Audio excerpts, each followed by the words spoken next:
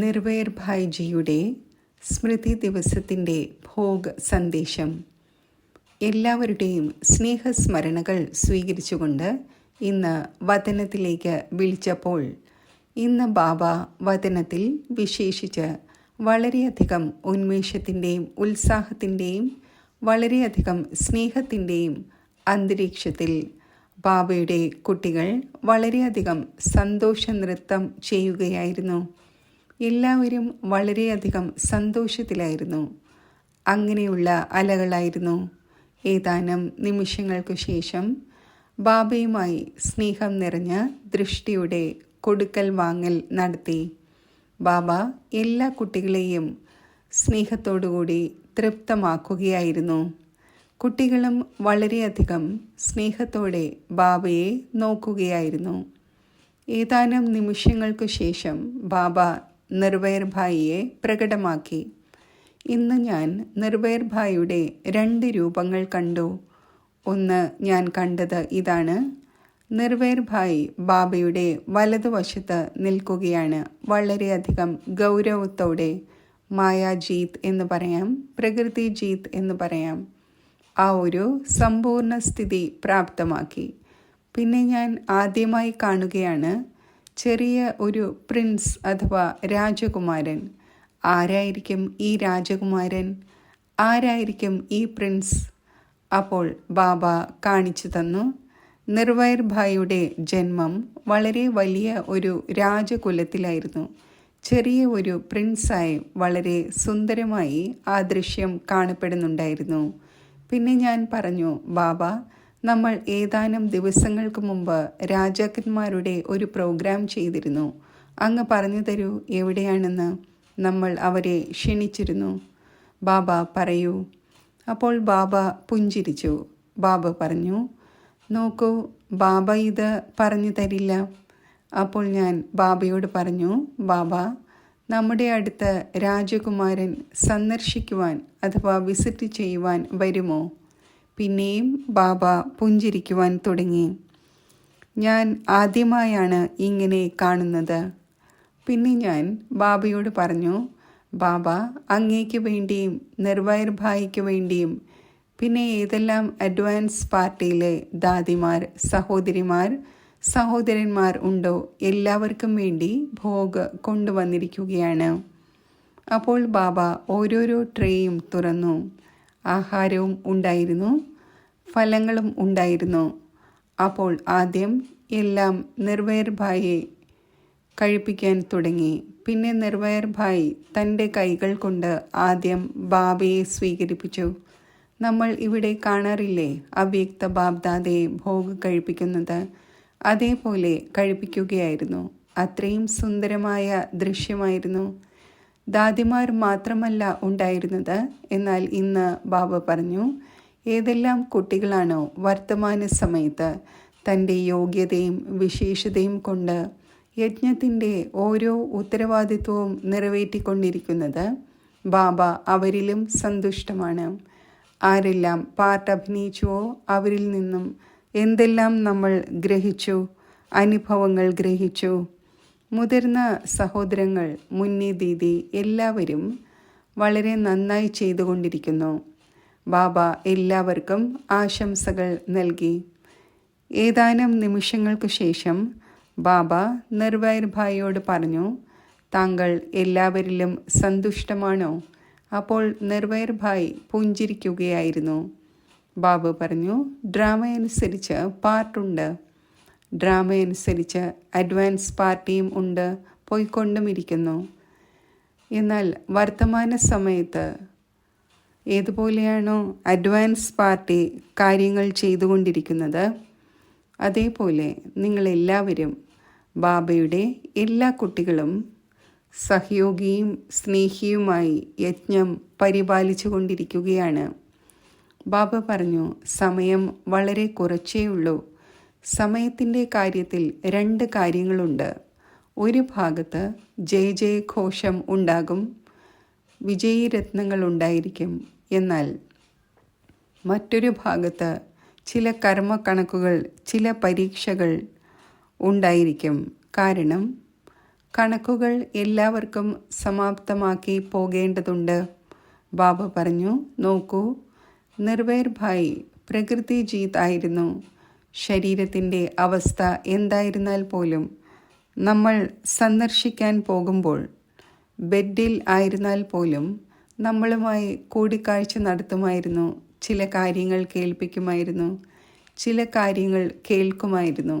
ബാബ പറഞ്ഞു, ഓരോരുത്തർക്കും വികർമ്മ ജീത് എന്ന് പറയാം, പ്രകൃതി ജീത് എന്ന് പറയാം. ഇങ്ങനെ ആയി എല്ലാവർക്കും കർമാതീതം ആവുക തന്നെ വേണം. ബാബ പറഞ്ഞു, ഈ സമയത്ത് നിങ്ങൾക്ക് 2 തരത്തിലുള്ള ന്യൂസ് ലഭിക്കും. എന്നാൽ നിങ്ങളേവരും ഡ്രാമയുടെ രഹസ്യത്തെ അറിഞ്ഞ് ത്രികാലദർശിയായി 2 ന്യൂസ് ആയാലും ശരി, തൻ്റെ സ്ഥിതിയെ അചഞ്ചലവും ഇളകാത്തതും ഏകരസവും ആക്കി വയ്ക്കണം. കാരണം പ്രത്യക്ഷത സ്ഥിതിയുടെ ആധാരത്തിലായിരിക്കും ഉണ്ടായിരിക്കുന്നത്. സേവനം നടന്നുകൊണ്ടേയിരിക്കുകയാണ്, സേവനം ചെയ്യുക തന്നെ വേണം. എന്നാൽ ബാബ പറഞ്ഞു, ഫാസ്റ്റ് വേഗതയിൽ സേവനം നടന്നുകൊണ്ടിരിക്കുന്നുമുണ്ട്. നിങ്ങളെല്ലാവരും ചെയ്തുകൊണ്ടിരിക്കുകയാണ്. ബാബ പറഞ്ഞു, നിർവൈർ ഭായ് ജന്മം മുതൽ തന്നെ അവകാശി ആയിരുന്നു. ബാബയെ കണ്ടപ്പോൾ അവകാശി എന്നത് മാത്രമല്ല, മാതാപിതാക്കളെ ഫോളോ ചെയ്യുകയും ചെയ്തു. ഒരു അവകാശിയെ പോലെ തൻ്റെ ഉള്ളിൽ ഗുണങ്ങളും ശക്തികളും ധാരണ ചെയ്തിരുന്നു. ഈ കുട്ടി കേവലം ബാബയുടെ സ്നേഹം മാത്രമല്ല നേടിയത്, എന്നാൽ സ്നേഹത്തോടൊപ്പം എല്ലാ രീതിയിലും യജ്ഞത്തെ പ്രതി എല്ലാ രീതിയിലും വിശ്വസേവനത്തിൻ്റെ ഉത്തരവാദിത്വം ഈ കുട്ടി നിറവേറ്റി. ചിലരുണ്ട്, അവർക്ക് സ്നേഹം ലഭിക്കുന്നു, പക്ഷേ അവർക്ക് എത്രത്തോളമാണോ തൻ്റെ ഉത്തരവാദിത്വം നിറവേറ്റേണ്ടത്, വർദ്ധിപ്പിക്കേണ്ടത്, അതിൽ കുറവുണ്ടാകുന്നു. പിന്നെ ബാബ നിർവൈർ ഭായിയെ നോക്കിക്കൊണ്ട് പറഞ്ഞു, താങ്കൾ എന്തെങ്കിലും പറയുവാൻ ആഗ്രഹിക്കുന്നുണ്ടോ? അപ്പോൾ നിർവൈർ ഭായ് പുഞ്ചിരിച്ചു. പിന്നെ നിർവൈർ ഭായ് ഇങ്ങനെ പറഞ്ഞു, ഓരോ കുട്ടിയും ഒന്നാമതായി ഉദാഹരണം ആകണം, ഒരു എക്സാമ്പിൾ ആകണം. എല്ലാവർക്കും സഹയോഗം ലഭിക്കണം. ഈ ആത്മാവിന് ഇത് ചെയ്യുവാൻ സാധിക്കുമെങ്കിൽ എനിക്കും ചെയ്യുവാൻ സാധിക്കും എന്ന്. ഇങ്ങനെ നല്ല ഉദാഹരണമായി മാറൂ. രണ്ടാമതായി, ബാബയോട് എത്രത്തോളം സത്യമായ ഹൃദയത്തോടെ ഇരിക്കുന്നുവോ. സാധാരണ ഇങ്ങനെ പറയാറുണ്ട്, സത്യമായ ഹൃദയമുള്ളവരിൽ പ്രഭു തൃപ്തനാകുന്നു എന്ന്. പ്രഭു തൃപ്തമാണോ? ചില അങ്ങനെയുള്ള കണക്കുകളും ശൂലത്തിൽ നിന്നും മുള്ളുപോലെ സമാപ്തമാകും. ഇത്രയും പറഞ്ഞ ശേഷം നിർവൈർ ഭായ് എല്ലാവർക്കും വേണ്ടി സ്നേഹസ്മരണകൾ നൽകി. മുന്നി ദീദിയുടെ കാര്യത്തിൽ പറഞ്ഞു, മുന്നി ദീദി യജ്ഞത്തിൻ്റെ കാര്യവ്യവഹാരങ്ങൾ പരിപാലിച്ചു കൊണ്ടിരിക്കുന്നു. വളരെയധികം സന്തോഷത്തോടെ സന്തോഷിച്ചു കൊണ്ടിരിക്കൂ. പിന്നെ മുതിർന്ന സഹോദരന്മാരെയും ബാബ ഓർമ്മിച്ചു. ബാബ പറഞ്ഞു, എല്ലാ സഹോദരന്മാരും സഹോദരിമാരും സഹയോഗിയായി അന്യോന്യം സഹചാരികളായി ഈ ഈശ്വരീയ കാര്യത്തിൽ സമ്പന്നമാക്കണം.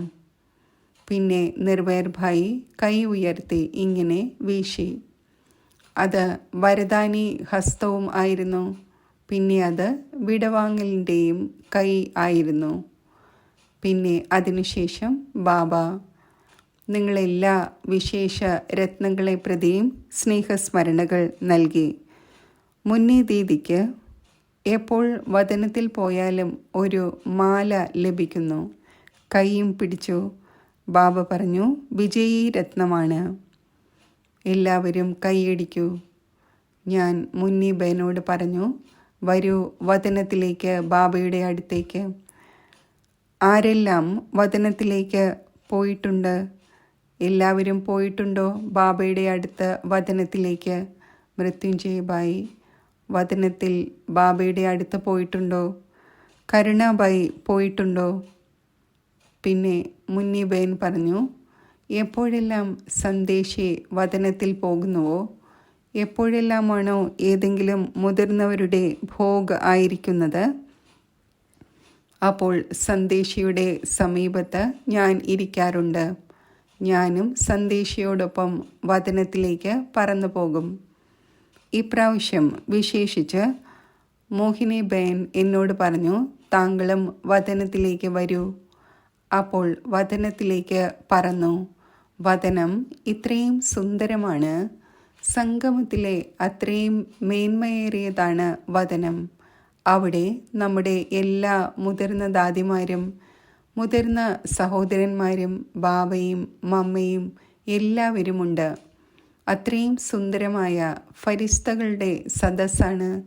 നിർവേർബായിക്ക് വേണ്ടി ടോളി ഫലങ്ങൾ എന്തെല്ലാം വതനത്തിലേക്ക് കൊണ്ടുപോയോ അതെല്ലാം തുറക്കുകയും വളരെയധികം പുഞ്ചിരിക്കുകയും ചെയ്യുന്നുണ്ടായിരുന്നു എല്ലാവരും.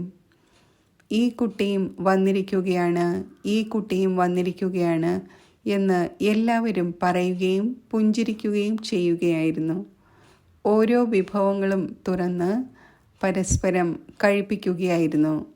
വളരെയധികം മനസ്സ് നിറയുന്ന സുന്ദരമായ സദസ്സായിരുന്നു ഇത്. ഞാൻ സൂക്ഷ്മമായി അനുഭവിച്ചിട്ട് വന്നിരിക്കുകയാണ്. ഓം ശാന്തി.